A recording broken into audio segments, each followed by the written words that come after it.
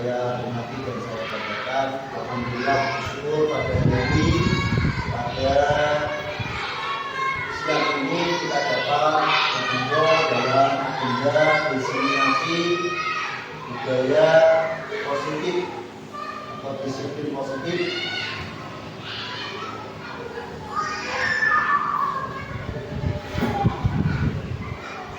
Itu mari kita buka acara pada hari ini dengan bacaan kitab. Semoga kegiatan ini berjalan lancar dan membawa manfaat untuk kita semua.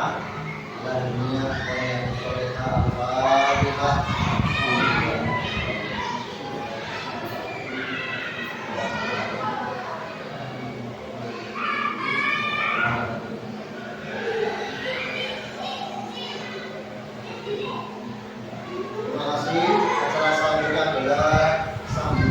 Dari Bapak Kepala Sekolah dalam kegiatan diseminasi budaya positif dan aplikasinya di sekolah. Waktu dan tempat. Assalamualaikum warahmatullahi wabarakatuh.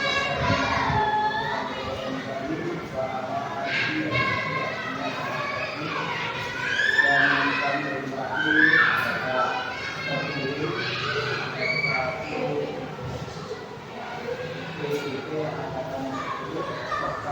rekan-rekan guru di SD Semarang.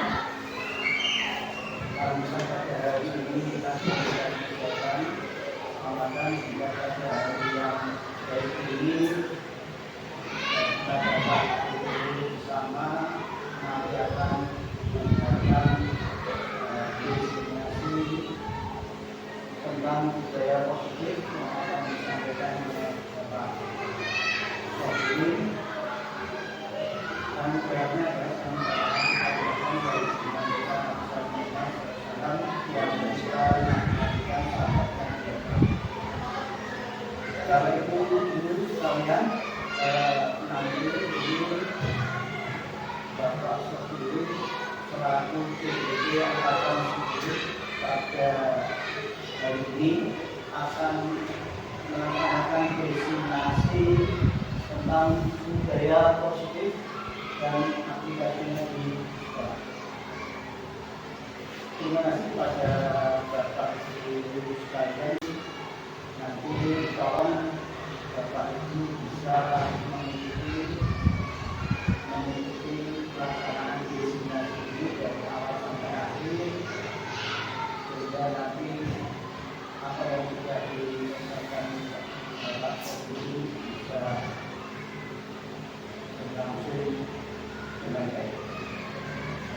Tapi bisa kami sampaikan dari Pak Sobi, Pak dan bisa memanfaatkan sebaik mungkin,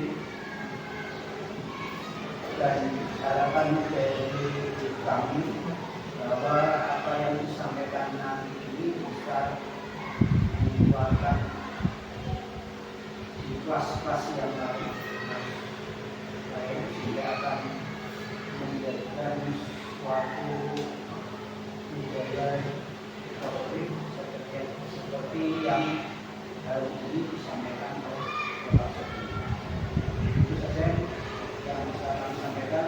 Selamat untuk melaksanakan diseminasi pada hari ini dari awal sampai akhir berlangsung. Terima kasih. Wassalamualaikum warahmatullahi wabarakatuh. Terima kasih atas pengarahan dari Bapak Kepala Sekolah. Kami lanjutkan acara yang ketiga, yaitu diseminasi budaya positif dan aplikasi di sekolah, yang akan saya sampaikan kurang lebih 45 menit atau sampai 1 jam. Untuk Bapak Kepala Sekolah bisa mengikuti kegiatan yang lain. Terima kasih.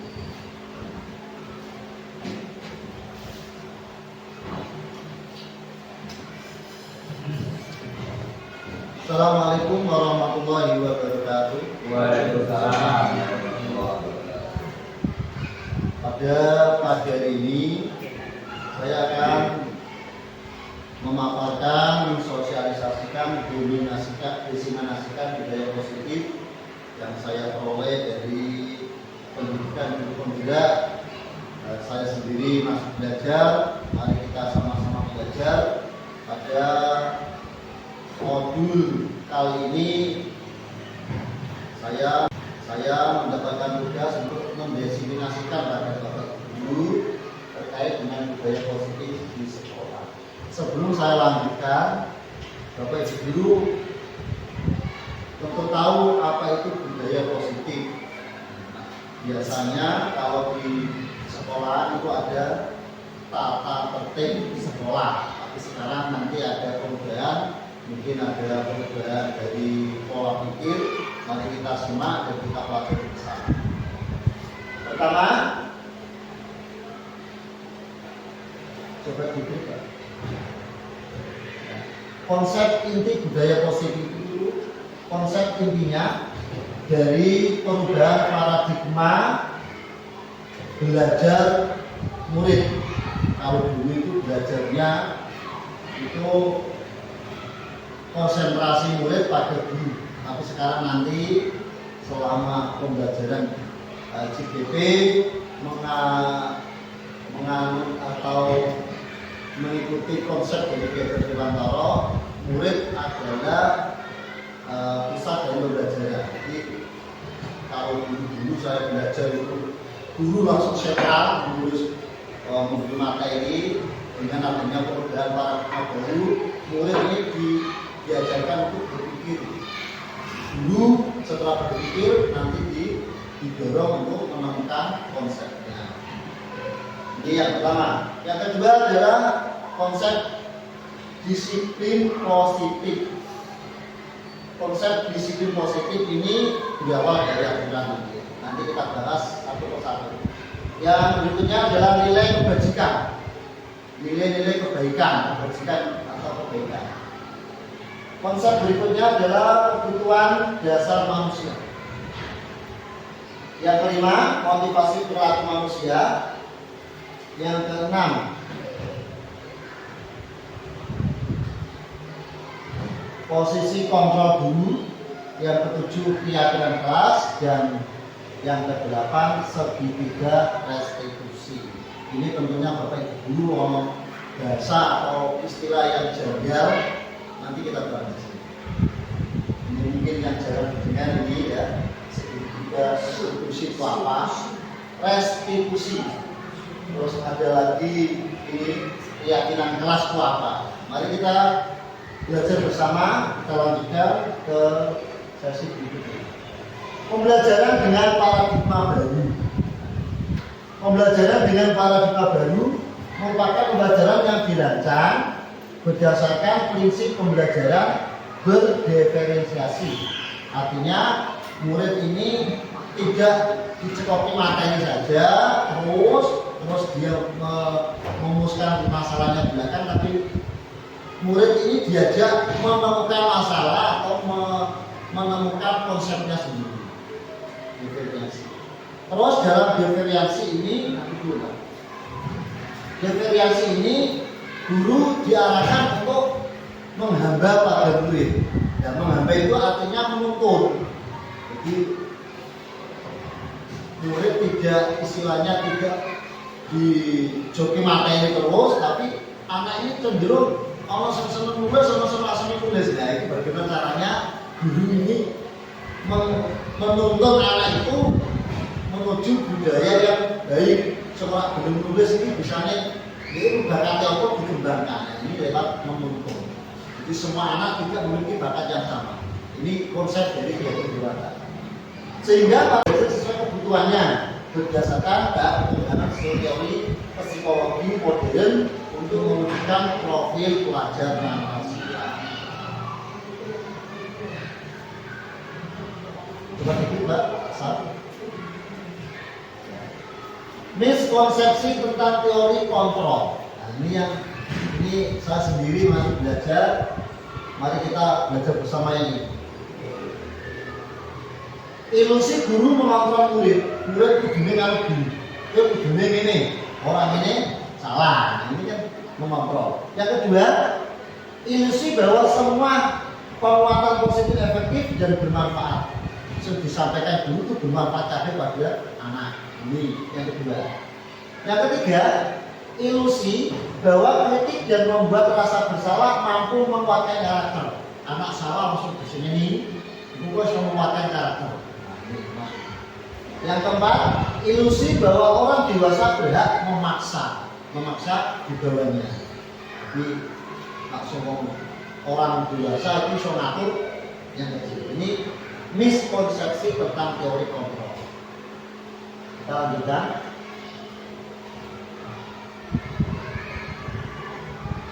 Tidak pasal jadi klik saja. Merubah stimulus respon ke pendekatan teori kontrol. Nah, dengan ada temuan seperti itu di kelas atau dialami, kita udah pelan-pelan belajar. Realitas kebutuhan kita sama, jadi murid kebutuhan sama, bisa moco, itu. Nah, ini teori kontrol, realitasnya kebutuhan kita berbeda. Jadi orang sebetulnya senengane gambar terus, orang butuh sepak bola, jadi ternyata berbeda. Semua orang melihat hal yang sama. Jadi wong berbeda foto kabeh. Setiap orang memiliki gambaran berbeda. Nyaman gajah, siji nyaman kupinge, raba, gajah itu gede tapi siji gajah itu mesti gede. Ono beda-beda prinsipnya memandangnya dari mana. Kita mencoba mengubah orang agar berpandangan sama dengan kita. Wong kudu padha dari diri kabeh. Mangan kudu tempe kabeh. Ya. Daging terus, ya itu kan harus sama. Ternyata realitanya kita berusaha memahami pandangan orang lain tentang dunia. Wah itu nyaman dunia begitu ya. Kalau masih senang garap dia, masih senang garap dia. Ada orang anak suka melukis terus, nulis loso-loso, seneng ngitung, ya orang seneng. Ini ternyata perilaku buruk dilihat sebagai suatu kesalahan. Tapi realitanya yang dikontrol, yang realitas, semua perilaku memiliki tujuan. Ada orang melakukan kesalahan, belum tentu dia itu jelek. Mungkin dia keprobol. Untuk ada orang anak seperti itu kan terlambat, terus akhirnya dia tidak mau berangkat sekolah. Itu kan oleh orang berangkat sekolah untuk terlambat dan seperti itu. Selanjutnya, orang lain bisa mengontrol saya. Tapi teori kontrol hanya Anda yang bisa mengontrol diri Anda. Kesalahan Anda dengan itu bisa diperbaiki dengan diri sendiri, bukan dari orang lain. Terus saya bisa mengontrol orang lain. Kenyataannya yang baik, yang mengontrol yang baik dari kontrolnya, Anda tidak bisa mengontrol orang lain. Bukan kamu dengan asal dipercaya, bongbong-bongbong, kata-katanya pada suatu saat menyakitkan, akhirnya berbalik arah. Nah, seperti itu kan tidak bisa. Jadi Anda tidak bisa mengontrol orang lain. Pemaksaan ada pada saat rujukan gagal. Memaksa seseorang ini pada suatu saat akan menjadi gagal atau rujukannya gagal. Ternyata teori kontrolnya kolaborasi dan konsensus itu kesepakatan. Menciptakan pilihan-pilihan baru.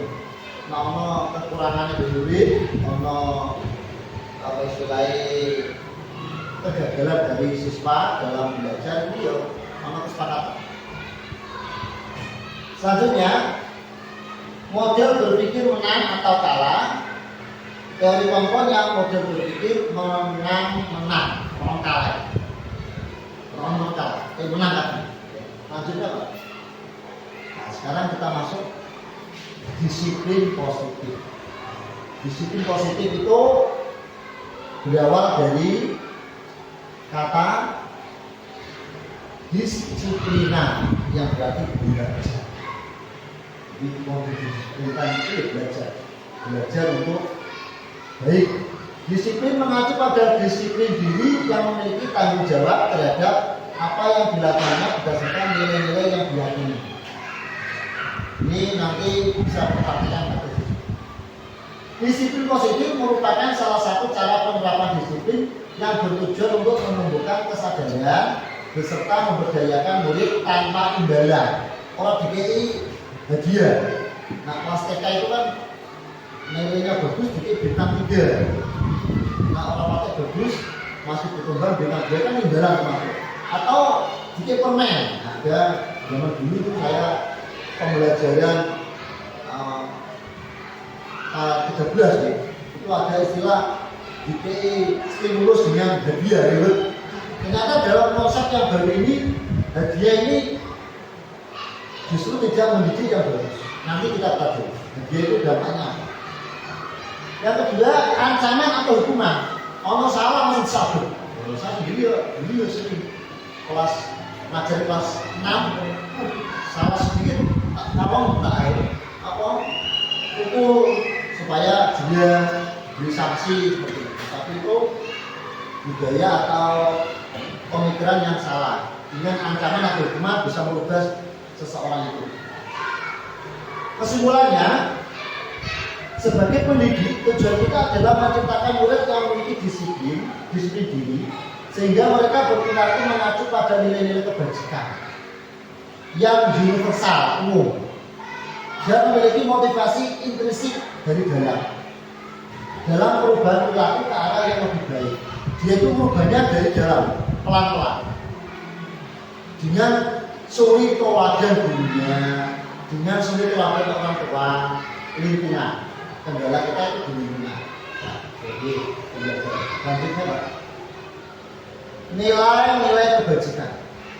Setelah budaya positif tadi kita bahas, budaya positifnya seperti apa? Kita pelajari pertama nilai yang disepakati bersama. Nilai kebajikan ini nilai yang disepakati bersama, lepas dari suku bangsa, agama, bahasa maupun latar belakangnya.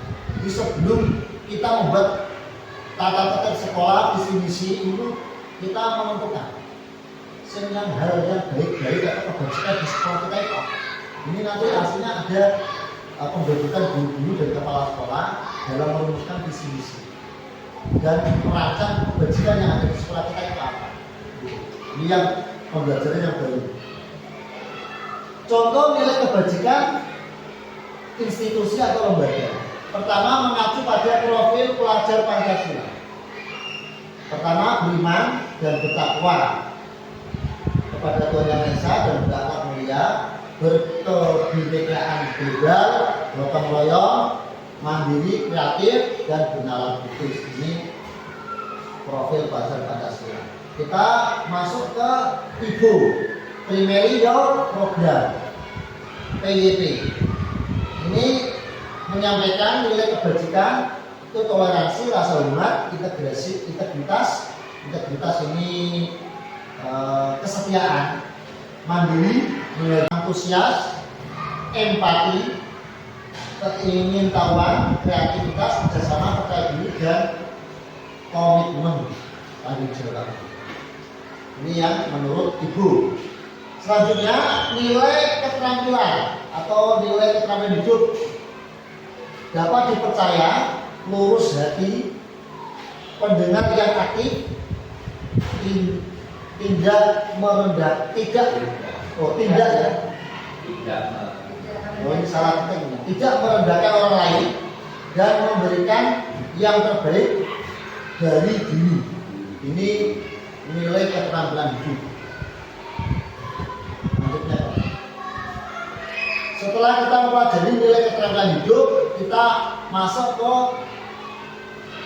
bagian berikutnya, kebutuhan dasar manusia.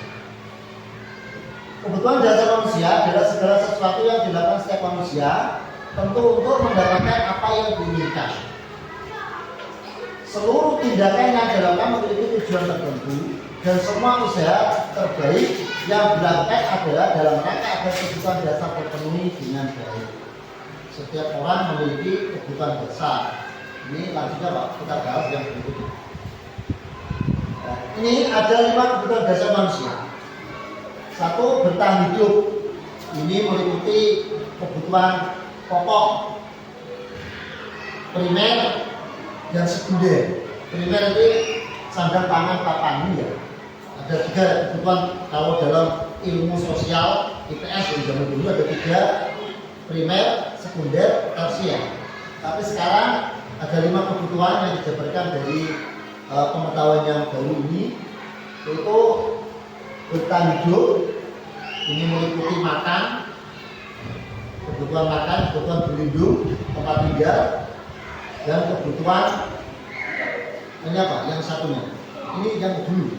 Kebutuhan sekunder, makan, minum, tempat sandang ya, sandang, pangan, papan. Nah, ini termasuk dalam bertahan hidup. Kok ada orang kekurangan makan, ini nanti munculnya adalah tindakan yang tidak baik. Jadi munculnya bukan kebajikan atau nilai positif, tapi nilai negatif. Nah, salah satunya berat. Yang kedua adalah kasih sayang atau rasa diterima. Ini istilahnya adaptasi lingkungan. Ada teman kelas, salah satunya dikucilkan, nanti dia ini akan menjadi masalah. Ada orang pendatang baru di kampung, dia ini tidak mau bergaul dan tidak diterima di masyarakatnya, ini juga jadi masalah.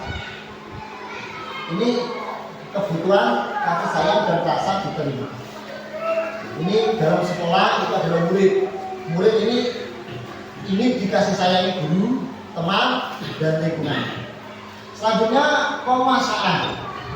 Penguasaan ini seseorang ini memiliki bakat yang dikuasai. Ini berbeda-beda. Dia ini menguasai tertentu, tapi setiap orang pasti memiliki penguasaan yang berbeda. Selanjutnya adalah kebebasan. Setiap orang memiliki hak untuk berpendapat, berkarya, dan memiliki gagasannya sendiri. Dan itu termasuk kebebasan. Dalam sekolah diulang dengan metode ceramah terus dan sama monoton. Itu pasti anak berontak. Ada kan belum sewu, kita sendiri banyak yang melakukan. Nah, ini anak orang kebebasan. Bosan, istilahnya anak mengatakan harus nulis 6 hari harus, itu kan dipaksa. Anak kurang bebas. Nah, anak minatnya bagaimana? Ya, kita buat cara anak itu melakukan tanpa ada paksaan. Maksudnya yang selanjutnya adalah kesenangan. Supaya pembelajaran itu menyenangkan, tidak terkesan monoton dan memaksa anak. Bagaimana cara kita itu menyenangkan anak itu kita berguru. Ini konsepnya adalah 5 kebutuhan dasar manusia. Nanti kita bisa mendalaminya dengan materi. Lanjutnya Pak. Motivasi perilaku manusia. Manusia ini ada 2 motivasi untuk melakukan sesuatu. Pertama, motivasi ekstrinsik. Ini ya, dari luar dulu. Ini cenderung untuk menghindari ketidaknyamanan atau hukuman. Ada aturan lalu lintas. Seumpama orang berlalu lintas, tidak ada aturan berhenti di lampu merah, tentunya langsung belas-belas seperti itu. Ya oleh berhenti karena ada hukuman. Nak nerobos lampu merah didenda. Sama murid itu ada aturan, datang terlambat nanti diberi sanksi supaya tidak terlambat, mendapatkan sanksi dia berangkat tidak terlambat. Jadi dia melakukannya berdasarkan ketidaknyamanan atau hukum. Yang kedua, karena mendapatkan imbalan. Ayo siapa yang bisa menjawab? Saya hadiahi permen. Nah, dia anak hadiahi. Ini jawabannya banyak imbalan. Ada yang imbalan itu anak yang pintar, ini jawab terus. Yang tidak pintar, sing mulai iso menang cenderung dia. Akhirnya yang tidak bisa adalah sumber paling ya sing iso cekain terus. Nah ini dampak negatifnya, imbalan. Dia melakukannya karena mendapat imbalan. Ini kalau kita kembali pada kita sebagai guru, oleh kerja memang imbalan dibayar. Ini nanti ya semangatnya loyo kak bayarannya tak. Kita bisa semua duitnya dintari utang kabeh, kita orang berpenghasilan, akhirnya berangkatnya rosok-rosok. Dulu sampingan itu, mulai duit. Kalau saya mobil, kalau ojek, kalau saya jadi supir angkot, sekarang tidak ini kita ini juga makmur.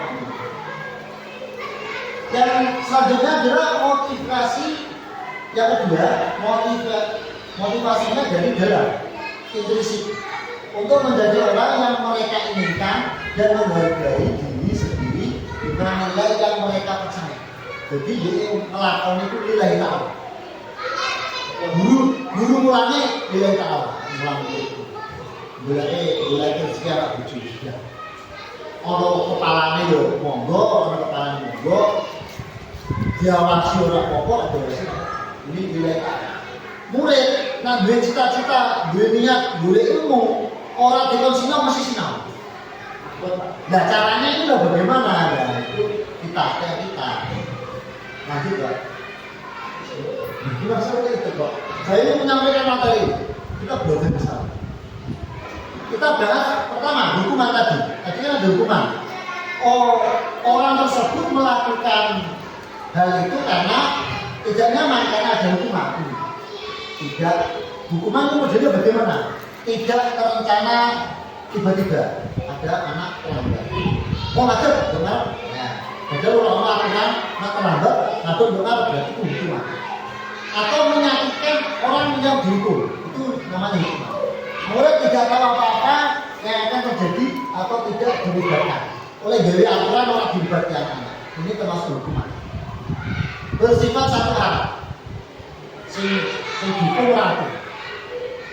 Berupa hukuman fisik atau verbal langsung. Contoh tidak membawa kaos kaki. Sepatunya dipocok, lari lapangan 3 kali, 10 kali ya itu langsung fisik. Konsekuensi atau tanggung jawab. Terencana disepakati sesuai peraturan. Ini contoh aturan sekolah. Upacara membuat kopi. Orang buat kopi, ya caranya harus cari kopi ini konsekuensinya. Yang kedua, murid tetap dibuat tidak nyaman. Kalau soal bebas tetap aturan. Sikap guru selalu memonitor murid. Kalau salah, kalau di Jogja, itu sembilan sekolah, itu aturan. Tapi kan disepakati aturan sekolah. Nah itu satu hal. Ya, yang kita nanti terapkan yang ini restitusi. Proses menciptakan kondisi bagi murid untuk memperbaiki kesalahannya. Yang kedua, proses kolaboratif yang mengajarkan murid untuk mencari solusi sendiri. Kita anak tadi diarahkan untuk berpikir, bisa baru-baru mikir, nah keliru caranya memperbaiki bagaimana. Lanjut.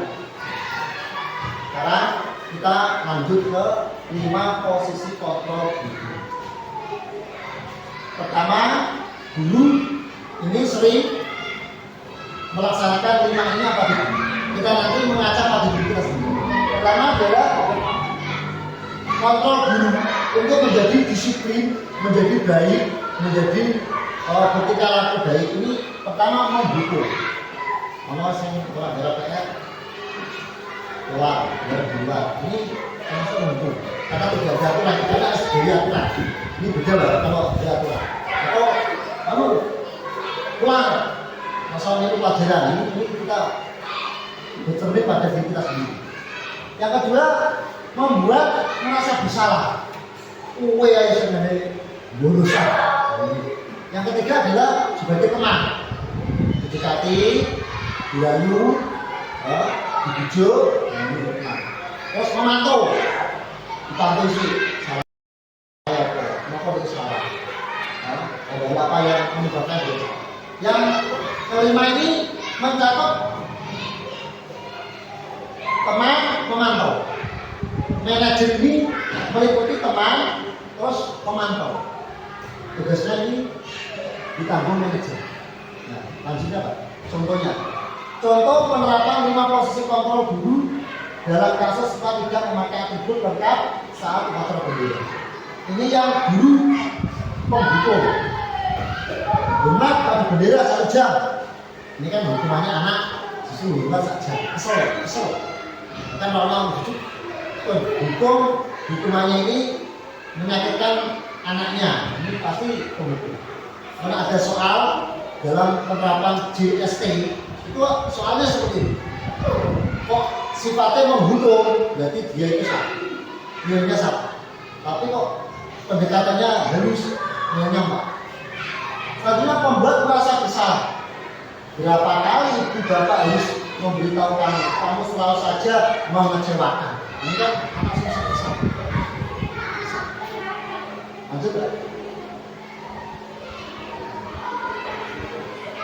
Sebagai teman, guru sebagai teman, contohnya, ayo dong ikut aturan sekolah, tolong bantu ibu bapak, ya sekali ini, ya sudah tidak apa-apa, lain kali jangan sampai seperti ini lagi ya. Ini biasanya sudah berbeda. Kalau secara naluri, ini melihat anak melanggar aturannya langsung, biasanya langsung hukum ya. Nanti kita mengangkat diri kita sendiri. Selanjutnya adalah memantau. Kamu sudah melanggar peraturan sekolah. Kamu tahu konsekuensinya, kamu jawabnya. Setelah upacara, kamu beri atribut ya, operasi dan jangan diulang lagi. Ini sifatnya memantau dengan aturan dan sanksinya. Sanksinya harus beri atribut. Yang terakhir, kontrol guru sebagai manajer. Apakah kamu tahu kesalahanmu? Kira-kira bagaimana kamu memperbaiki kesalahanmu? Dia diajak untuk berlanjut. Nah, nanti kita sebagai guru bisa melihat posisi kontrol apa aku. Saya kecewa sekali ini siapa? Lanjut. Ini hanya berpikir kamu tidak pernah melakukannya. Ini apa rencana kamu untuk menyelesaikan masalah ini? Ayolah lakukan dulu bapak ibu ya. Kamu tidak pernah mendapatkan nilai jika tidak mengerjakan tugas. Nah, itu 5 posisi kontrol guru. Kita lanjut materi keyakinan kelas. Setelah kita tahu posisi kontrol guru, kita nanti bisa membuat keyakinan kelas. Mengapa keyakinan kelas bukan aturan kelas? Pembentukan keyakinan kelas ini bersifat abstrak, berupa pernyataan universal dibuat dalam pernyataan positif. Jadi anak dilibatkan sedikit saja agar mudah diingat sesuai dengan kondisi kelas dan sekolah sehingga mudah diterapkan. Semua warga sekolah, warga kelas dilibatkan saat membuat keyakinan kelas. Yang tidak aturan kita buat kesepakatan makan di kelas boleh apa tidak, itu diyakini. Terus kalau nanti makan di kelas konsekuensinya bagaimana, itu termasuk membuat keyakinan. Lanjut. Setelah ada keyakinan kelas, nanti kita menerapkan segitiga restitusi, yaitu suatu proses dialog yang dilakukan oleh guru agar dapat menghasilkan murid yang mandiri dan bertanggung jawab. Prosesnya bagaimana? Pertama, memvalidasi, menstabilkan identitas. Itu salah orang caranya berurat anak itu merasa bersalah dan takut didem-demisi. Distabilkan anak itu dan tidak takut atau merasa bersalah. Yang kedua, tindakannya itu diingatkan, itu tindakannya salah atau tidak. Ini validasi tindakan. Yang ketiga, menanyakan keyakinan kelas. Terus ditanyakan keyakinan kelas, baru tindakannya bagaimana. Ini terakhir. Selanjutnya apa? Ini contoh tindakan salah. Kamu stabilkan identitas. Berbuat salah itu wajar. Ini kata-katanya. Tidak ada manusia yang sempurna. Ibu bapak juga pernah melakukan itu. Ibu bapak tidak mau mencari siapa yang salah, tapi ibu bapak ingin mencari solusi dari permasalahan ini. Kamu tidak merasa begitu. Lanjut ya. Ini kata-kata menstabilkan. Kalau validasi, kata-kata yang digunakan Kamu pasti punya alasan mengapa melakukan hal itu. Padahal kamu bisa melakukannya lebih dulu dari ini ya. Kamu patut bangga karena telah melindungi sesuatu yang penting berarti. Kamu melakukan karena mempertahankan sesuatu yang penting berarti. Lanjut untuk tindakan menanyakan keyakinan kelas. Apa keyakinan kelas kita? Nilai apa yang telah disepakati bersama? Seperti apa gambaran sebuah kelas yang ideal menurut kamu? Kamu ini menjadi orang yang seperti apa? Terima kasih. Itu adalah konsep dari budaya positif yang intinya adalah menerapkan kebaikan pada anak. Ujung-ujungnya adalah hidup seperti yang baik, berkata yang baik. Terima kasih. Ada yang mau bertanya? Silakan. Waktu 2 menit saja. Pasal. Oh, bisa nanti saya tanya, saya jawab. Ya, kalau tidak ada, saya kira demikian yang dapat saya sampaikan. Semoga itu menjadi ilmu. Kalau baik, mari kita laksanakan bersama. Semua itu ada itu terangnya, nanti kita bisa belajar bersama. Saya akhiri. Assalamualaikum warahmatullahi wabarakatuh.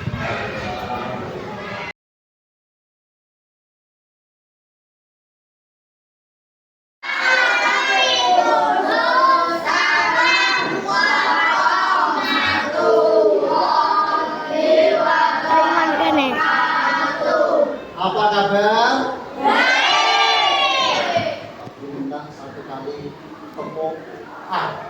Tepuk A. A. Tepuk A. A. Tepuk A. Nah, tepuk A berarti 2 kali tepuk M. 2 kali tepuk M. M. 2 kali tepuk I langsung M. 2 kali tepuk M. Pada siang ini Pak Guru mau menyampaikan, kalian di kelasnya sudah ada tata tertib ya. Contoh tata tertib, kalau makan di kelas itu tidak baik, maka dilarang makan di kelas. Seperti itu.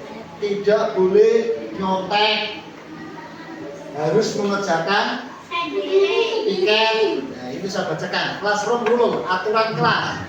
Tidak melakukan piket. Berarti dia melanggar kesepakatan.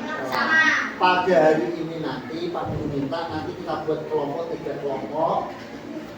Kalian tulis yang sudah ada diatur tata tertib kelas, seperti tidak boleh makan di kelas, terus buang sampah sembarangan, ditulis nanti terus ditempel ke dalam plano yang Pak Guru sediakan.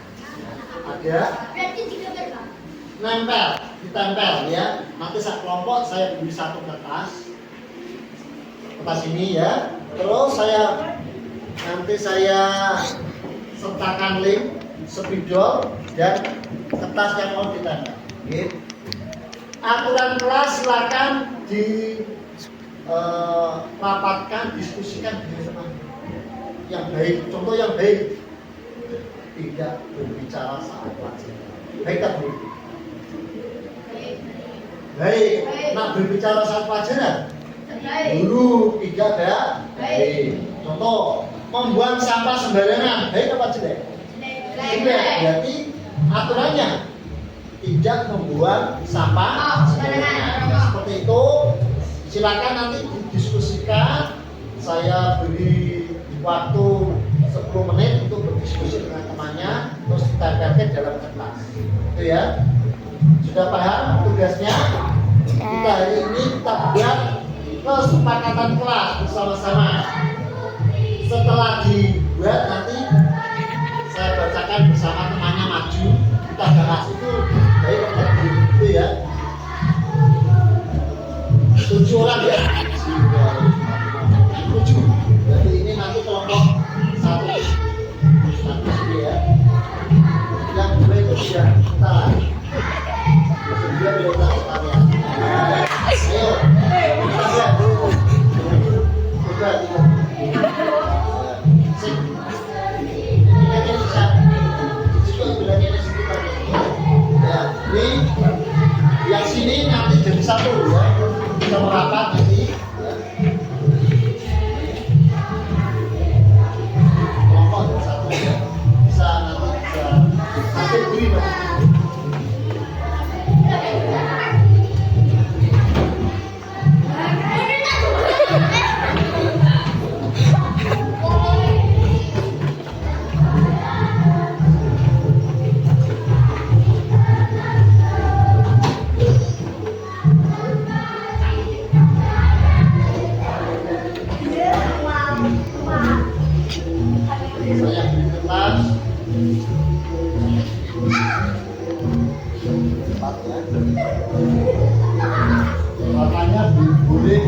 berhenti.